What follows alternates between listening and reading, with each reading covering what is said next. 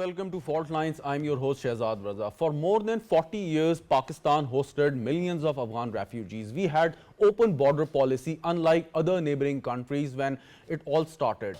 And Pakistan and the Pakistan government at that point in time, and even the governments that came later on, they had this very soft approach for the refugees, those were coming from different parts of Afghanistan. They were allowed to do business here, settle anywhere in the country, and live their life in security and prosperity. But what we got in return, it's another debate, and it's a history, and it's a part of the history. But now, when Pakistan decided to repatriate Afghan refugees who were and who had been living in Pakistan illegally, there was hue and cry from certain quarters, and that was totally illogical and baseless. We have our society, and that was another debate. We heard time and again that the social fabric of Pakistan got damaged or destroyed when so many people, and an influx of so many people from the neighboring country, it arrived in our territories. When after the takeover of Kabul by Taliban, and now it's a Taliban regime, a de facto regime over there, and although that none of the countries in the world, they recognize that Taliban regime, still they had an understanding with the United States of America under Doha Agreement that their soil would not be used by the non-state actor to conduct the act of terrorism against any country. But Pakistan suffered a lot. After the Kabul took over, there were so many incidents in which the Pakistani security forces suffered heavy losses. And why they suffered heavy losses? Because the non-state actors had a safe haven in Afghanistan, plus they got hold of the latest arms and ammunition left by the NATO and American forces. Today, our foreign minister and deputy prime minister Zahid also visited Kabul, held meetings with the Taliban officials, and he was assured that Taliban would not allow any non-state actor to do any sort of act of sabotage inside Pakistan, and they would make sure that their soil would not be used against Pakistan. These assurances were also given in the past. Now we want to see the result. If they are really interested in assuring Pakistan that they are going to be and they are going to live like a peace and good neighbors, they must hand over all those criminals, non-state actors, the members of the Fitna al-Khawarij to Pakistan who were involved in heinous crimes against the humanity. And but of course the foreign minister also discussed that how the two countries can develop good economic and trade relations, and there was a lot of people-to-people contact, and it would grow, of course, but provided if Afghanistan and the Taliban regime, to be specific, would fulfill all the commitments they have made with the neighbors and the entire world. This is the main topic we are going to discuss in this program today, and I am being joined in the studio by Dr. Sundus Mustaqeem. She is an IR expert and she teaches at the Analyst University. Thank you so much, Dr. Saiba, for joining us. Dr. Ayesha Bhatti, she is also a foreign expert and teaches at Analyst University as well. Thank you so much for your time as well. Dr. Amna Mehmood, she's a senior international affairs expert, and she's joining us via Skype. Thank you so much, Dr. Saiba, for your time as well. And Major General retired Zahid Mehmood is also joining us on the video link. He is a known defense analyst, and you see him on time and again on mainstream media in Pakistan. Thank you so much, General Saab. Dr. Sundus, very quickly, and my first question, is it really necessary to repatriate or deport all these Afghan refugees or even any other foreign national who are living illegally inside our country? Certainly, yes, because it's of course it's in the betterment of our country, of our national interest, because what is happening with our passport, not only in UAE, in Saudi Arabia, so to resolve these issues, it's very important to actually legalize everything, to secure our green passport,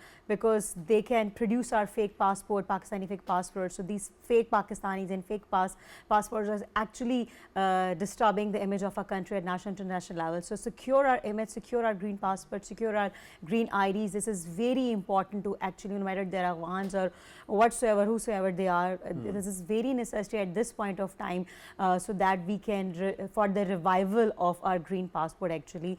And the Afghan Taliban, Afghanis with this November green card holders, they were our guests, 40 years old guests. They are our guests and they will remain our guests if they'll come back to Pakistan with while fulfilling all the legal formalities like any other foreign.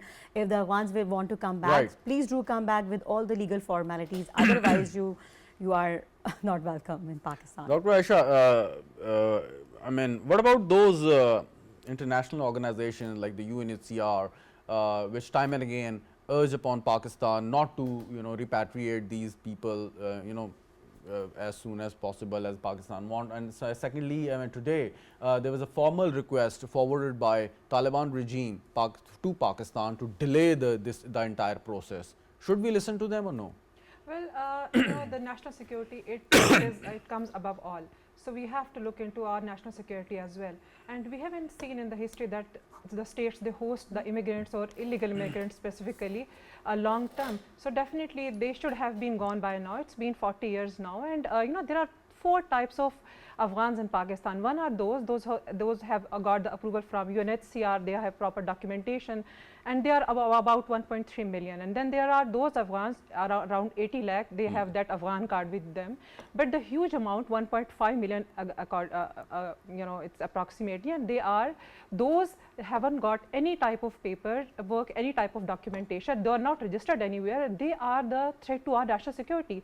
And we have seen that time and again, especially since 3 years specifically, we have seen so many insurgents of the terrorism on our northern border, specifically the borders we are sharing with Afghanistan, that is porous, that is highly volatile, and that need to be catered. So national security, it comes first. It is above all. Humanitarian concerns are there. Pakistan has been very generous towards all these immigrants. You might have seen that we haven't welcomed them in our homes. Actually, we have welcomed them in our hearts as well. Otherwise, the Central Asian states, they have got shoot them on the side policy for these illegal immigrants. Very right. Dr. Amna, would you like to take the cue from Dr. Ayesha that these foreign nationals living illegally in Pakistan, they are a threat to our national security, and enlighten us further? Yes, I agree with Aisha, and thank you very much for having me here. I would add to what Aisha said that there is no agreement of Pakistan with the UN to host refugees. If we did, that is on the basis of Muslim Brotherhood and neighborhood. And if they have opportunity to return to their home after the takeover of Taliban, why are they resisting that?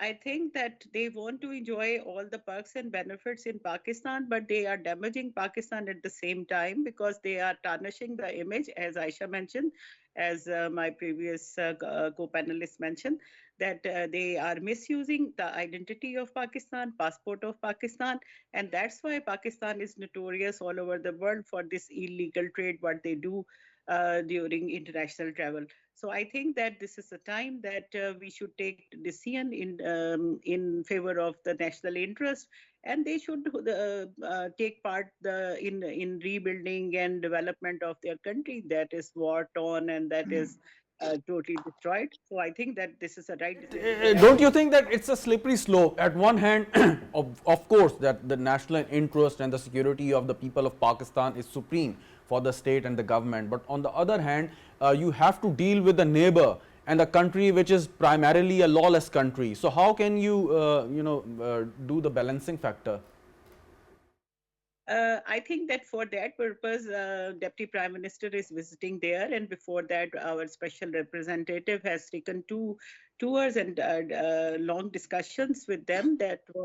I think that was fruitful as well. So by having negotiations and coming to some terms, then only Pakistan government is taking that decision. So that is the right way.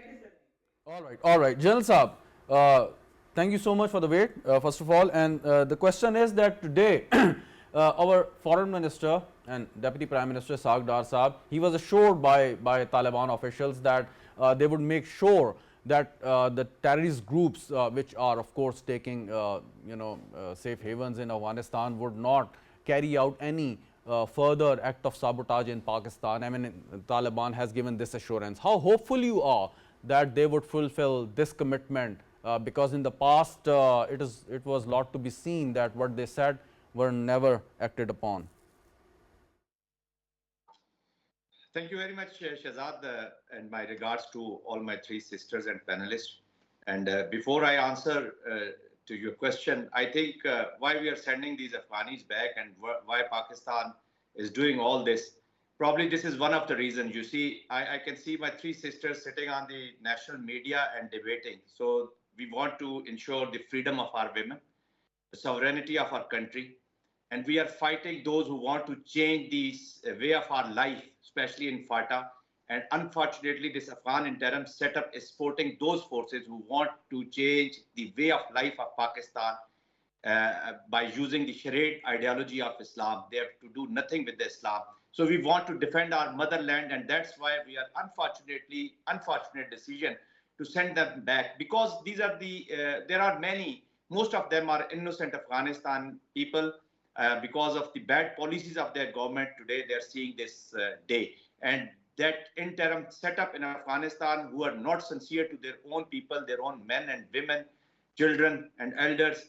So they are bringing these difficult times for themselves. So they should go back to their home and they should blame their leaders that, look, because of your negative approach towards the brother country, we are back. And now, again, they have to face those ruins of war. Now, coming over to... Back to my question. Tall claims and big promises were once again made by Taliban. But in the past, we saw that they failed to fulfill all those commitments they made to the international community, including Pakistan. I'll be keeping my fingers crossed. In the past, we have seen incidents, especially after the Russian war was over.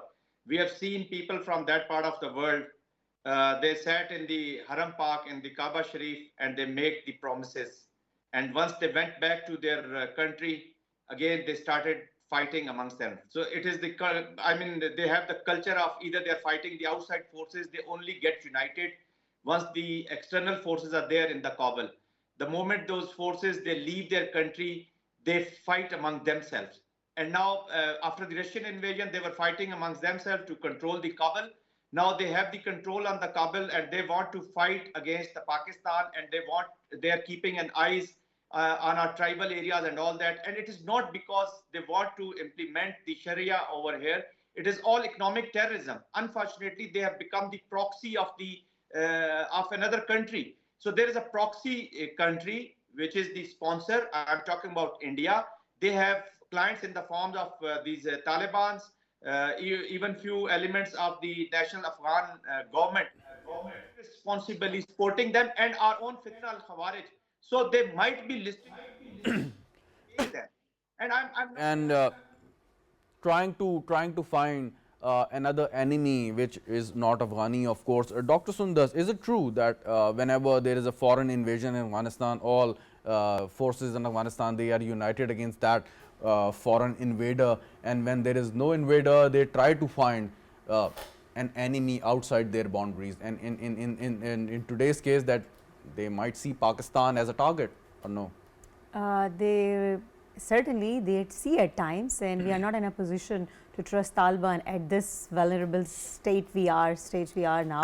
So I don't think so. We should trust the Taliban anymore when they say.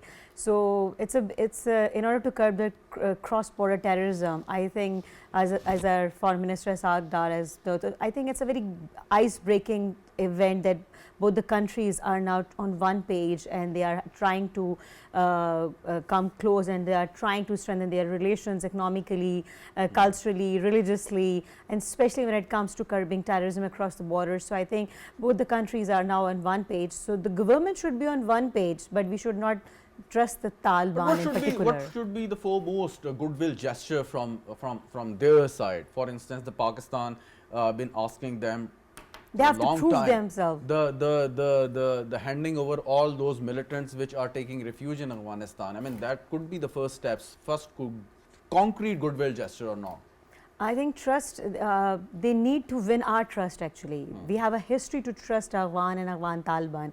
But as you just said, they at times they fail to fulfill their words actually. So currently we should not trust them without fulfilling their promises. So when and the biggest problem is to curb terrorism across the border, which is actually manipulating us, our image at national to international level. So we are not terrorist state. The terrorism is actually coming from the Afghanistan side, in the hidden mountains of Afghanistan. We are not saying that the our dear brother in Afghanistan is doing, the government is doing, but the Taliban is doing actually. The bad Taliban is actually perpetrating terrorism from their side. So actually we should try to fight against those terrorists, those who are not having any religion, no nationality, no religion. So actually unless they can't win our trust, so we should not trust them.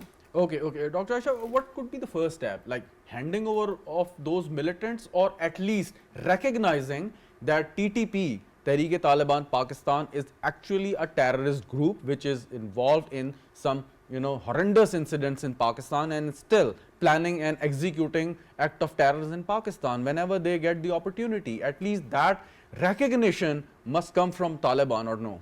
Yes, reciprocity, I would say, because Pakistan has done a lot for them through all these years. So we cannot change our neighbors, but we can make good neighbors. It says that good fences create good neighbors. So they should prove themselves as a good neighbor. Just we have done that. I mean, we have been accommodating all of their immigrants as well, and we have been a very good host as well, and we have been promoting and providing them all the trace and transit exit as well.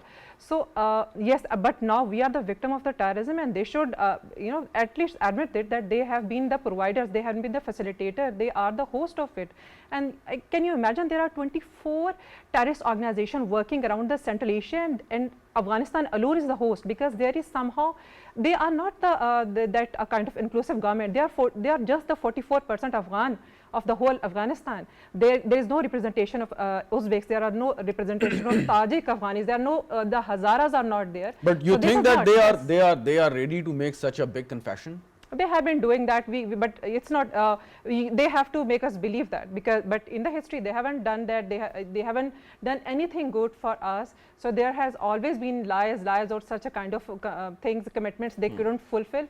So yes, the problem is there. And there is another thing I want to add, that terrorism is not just the issue of the Pakistan and Afghanistan. The whole region is being affected. Of course, you're absolutely right. Dr. Amna, the point is, of course, it could be very difficult for Taliban regime to hand over all those militants to Pakistan, because we were told that in the past the Tehreek-e-Taliban Pakistan, they were fighting against the so-called foreign invaders shoulder to shoulder. But now it is established that these Fitna al-Khawarij, they were involved in several acts of terror in Pakistan. They were responsible for the killing of innocent people in Pakistan. So handing over is something else. At least the recognition, yes, this is the terror group, and we are recognizing it as a terror group and accepting Pakistan demand, and we would talk about the handing over or the repatriation of all those terrorists. At least that recognition, is it that difficult or no? I think, Shahzad, it is first thing is recognition, and when we will proceed in negotiation, then there would be handing over. If they could hand over just a few, even, that would be a great success of Pakistan. All my panelists would agree that they might not agree, because they have their own opinion. But I think, as the student of IR for the last 35 years, I think that there is only way to treat with these Afghans and fitna of Afghan is that we have to enter into negotiations with them and bring them on our terms. As General Saab rightly mentioned, that external factors are there and they are the spoilers. And a very unfortunate thing is that Sundus mentioned that we are actually in trouble due to Taliban's. But Taliban are the controller of the government as well. And as Ayesha pointed out, they are having control over less than 55% of the area of Afghanistan. And they are conducting all terrorist activities all over the region.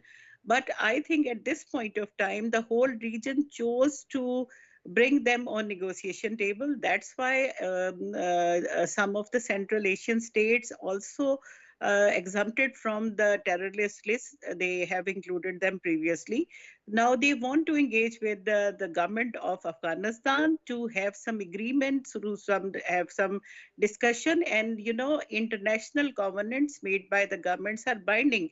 And at this time, the Afghan government is facing the recognition dilemma as well. They want to extend this recognition by the countries of the region to them. So that's why Pakistan took a very right move that we should enter into negotiation. Previously, Ambassador Durrani Sahab was effective in conducting these, and now Sadiq Sahab is also very effective. And now that this visit of Prime Minister would bring to some of the agreements, and if we should be Dr. Sahiba, point taken, point taken. Let me get back to you with more questions. But first, General Sahab, would you agree with this argument that Taliban regime in Afghanistan, they are, viewers, we will take a short break here. You stay with us.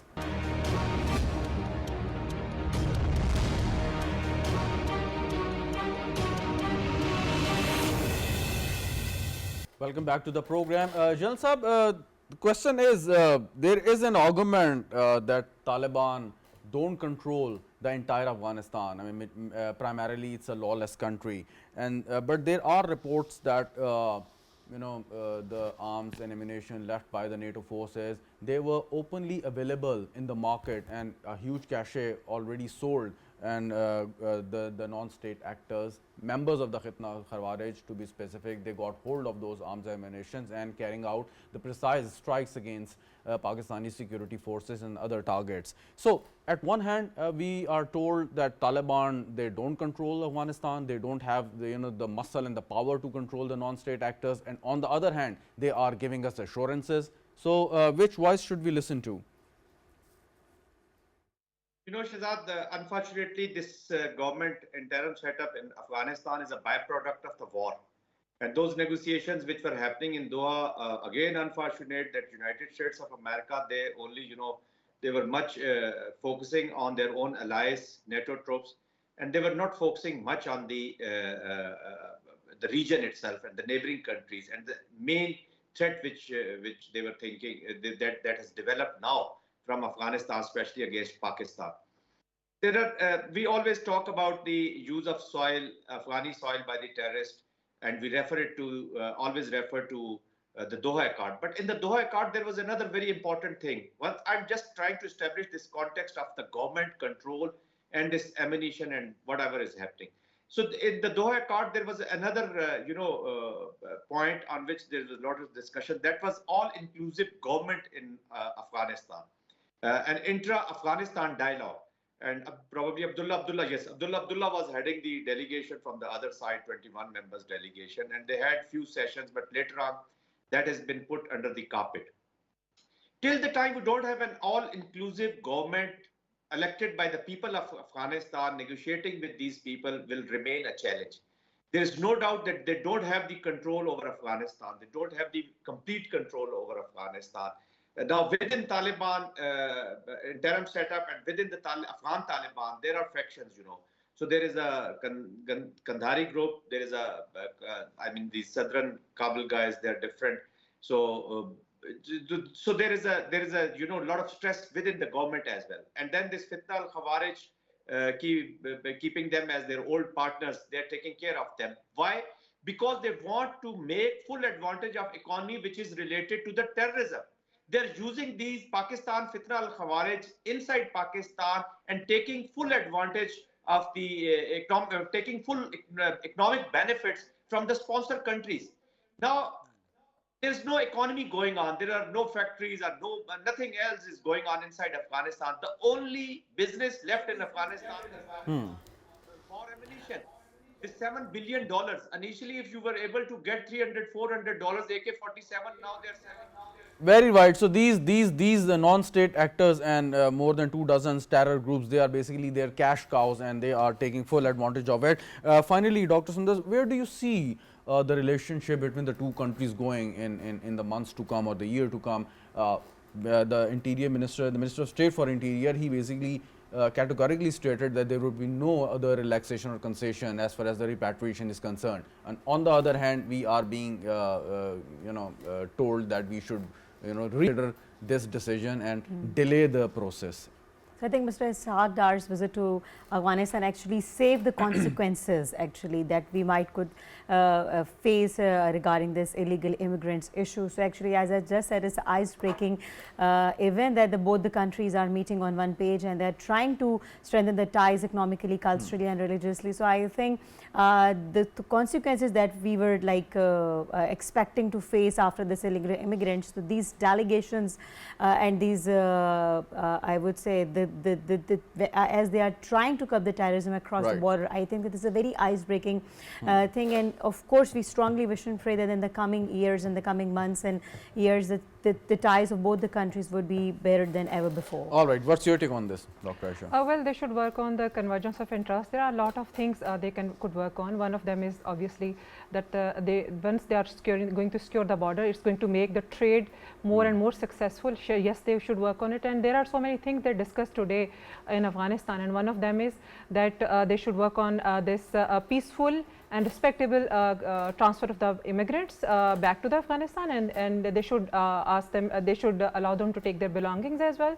And they talked about all the remittances Afghans are producing in Pakistan. There should be the peaceful transfer of that remittance as well. And then they talked about transit route for that energy sector. That's the reason that we have seen that so many visits of high official visits of Pakistan and Central Asian states. Yes, they talked about TAPI, they talked about CASA 1000, they talked about this other energy routes that is Afghanistan is actually interested in. Yes, they should work on a convergence of interest. Absolutely, convergence of interest, and it's a high time that Afghanistan should start behaving like a responsible neighbor. Thank you so much, Dr. Sundus Mustaqeem, for your time, Dr. Ayesha Bhatti, Dr. Amna Mehmood, and Major General Zahid Mehmood Saab. Thank you so much for your time as well. Viewers, we will take a short break here. When we come back, we will discuss the erratic behavior by weather in Pakistan and what havoc the Mother Nature is creating these days. Do stay with us.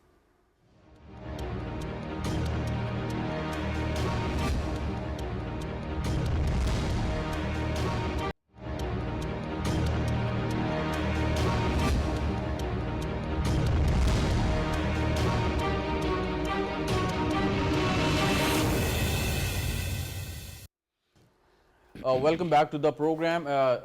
Last couple of days were really tough for the people of Pakistan and especially the people of Islamabad. We've seen the very erratic behavior of the weather, hailstorm, flash floods, and in the southern part of the country, heat wave. And why weather is behaving like this? What are the core reasons? Is it the global warming? Is it our mistake? And why are we being the victim of this natural phenomena? We are going to discuss in this segment, and we are being joined by Dr. Munir Ahmad. He's a climate expert. Thank you so much, Dr. Saab, for joining us. I mean, there is a lot of destruction, and this is not the first time. In the past, we have seen floods and hailstorms, landslides, and NDMA once again issued the warning of such disaster in the days to come. Why it is happening, and especially to us? Basically, like it's all about climate change that is getting more intense and with like coming days, and we are most one of the vulnerable countries, and it has been predicted for maybe a decade now that climate change will start happening with all its disastrous consequences. And but unfortunately, we could not take good measures. Right from 2010 to 2000 to 2025, it's like about 15-16 years, and it was a good time that we had to take some good measures. But unfortunately, we didn't learn from the disaster that we had faced. Now you see the hails, the volume of a tennis ball. It has struck in some parts of Islamabad and Pindi, Rawalpindi, but not in other cities. That was like it was not that intense. but we never saw that size of the hails. And Of course, but we never saw it coming as well Yeah. when it happened, and of course, in a matter of minutes, not Yeah, hours, yeah. and In like, less than 20 there was, minutes. Exactly, there was no warning, and the No, there was no warning. people had no choice but to see their belongings being destroyed by Yeah. such a disaster. So That's true. Of course, we must be prepared as far as the floods were concerned or the global warming were concerned. But as you just mentioned, that we are one of the most vulnerable countries, right? And ours, we are really are not contributing in the global warming. I mean, our share is that's less true. than That's 1%, maybe less than 2% or 1%. So what should we do when our neighbors, the entire world, the industrial nations, they are creating all these troubles and we are paying the price?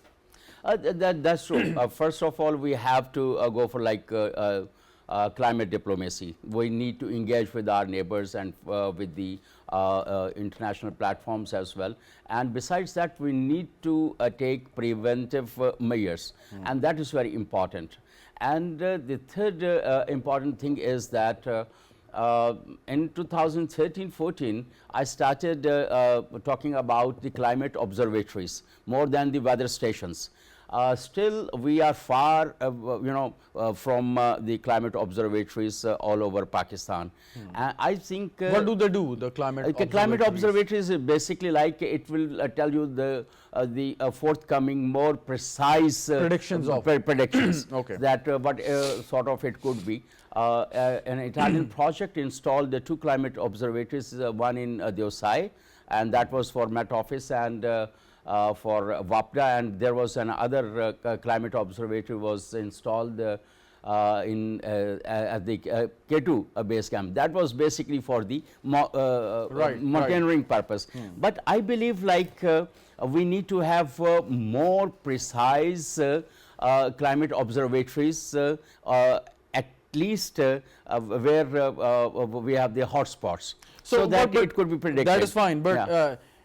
As a matter of policy Yeah. or as a matter of our own thinking, you think that this is the high time we should start taking it as one of the gravest challenges facing us, the climate change? It is, we should have taken it quite seriously right from 2010, but this is the emergency situation, and we need to take it like a big emergency, a national emergency, where like your weather stations cannot predict such kind of, even if you see the Met Office prediction before the hailstorms in Islamabad, there was like some wind blowing, and even the temperature was not quite. No, thunderstorm was like afterwards that was for 18th and 19th. I'm talking about when hailstorm 2 days back, happened. yeah. So they were predicting about a moderate temperature, or in some parts like heat wave conditions, but exactly it happens the other way. So it means like whatever we predict, it is going to shock us with. No, but Dr. Saab, that's fine, but we have seen these weather stations and all the preparations failing to or failing against the mother nature. Take New Orleans example in America, and there are so many other examples where the mother nature defeated all these weather stations. Yeah, and the predictions. you are right. I mean, of course, you can better tell us that you think that the most sophisticated these equipment, they fail to make the precise prediction in other parts of the world, that how we can entirely put blame on the Met Office. No, it's not about the Met Office. I'm just talking about more precise and advanced early warning systems. Okay. So when we say climate observatory, it is a little more, with more sophisticated equipments, and it would certainly give like a little bit more better predictions.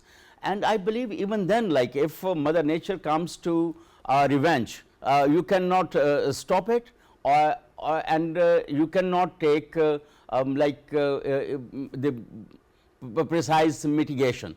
But unfortunately, I think we can take some preventive measures in general. As the harsh weathers are unfolding its more devastation, we need to be well prepared. For example, that after the hailstorm in Islamabad, many people are talking about shades for the in the open area for the cars. So and also I think after the flood prediction in upper KP and in the northern areas, I think they it should be more precise that which parts could be. So you are saying that this is the collective responsibility. Correct. The people should also take the responsibility as well as the state. Yeah. That's true. That's true. It's, only the state can tell you what to do. No, but don't you think that it's the lifestyle of ours that we need to change? For instance, that the NDMA and other authorities, they keep on issuing the flood warnings throughout the year. But we have seen that the people, they refuse to move their accommodations, the way they are living. And of course, we have seen that so many encroachments and on the waterways that the people have created, starting from Pakistan. And that's true. What the havoc we have played with the nature has to take revenge, and that's true. When you build your properties on the waterways, you stop the pathway of the water, then what water should do? One thing, if you put up your house right in the bank of the river, so exactly, it means you are inviting danger. So if you on the other hand, another important phenomena in Pakistan in the northern area especially is the glacier lakes. Glacier lakes and its outburst is becoming more frequent, with more than 3,000 glacier lakes. So I think in the northern areas we have to take very specific measures, and those measures shall be translated into actions in the confidence of communities. That would deliver. When those glacial lakes are outburst, it means like a major flooding, not only in the northern areas, the highlands, but also it troubles to other parts. We won't be able to survive against the mother nature if we don't take the right step at the right time. Yeah, then that's true. That's true. All right. And we need to take care of the nature solutions as well. Of course. Thank you so much, Dr. Munir Ahmad, for your valuable time, and thank you so much, viewers, for watching the program. Thank you very much, and Khuda Hafiz.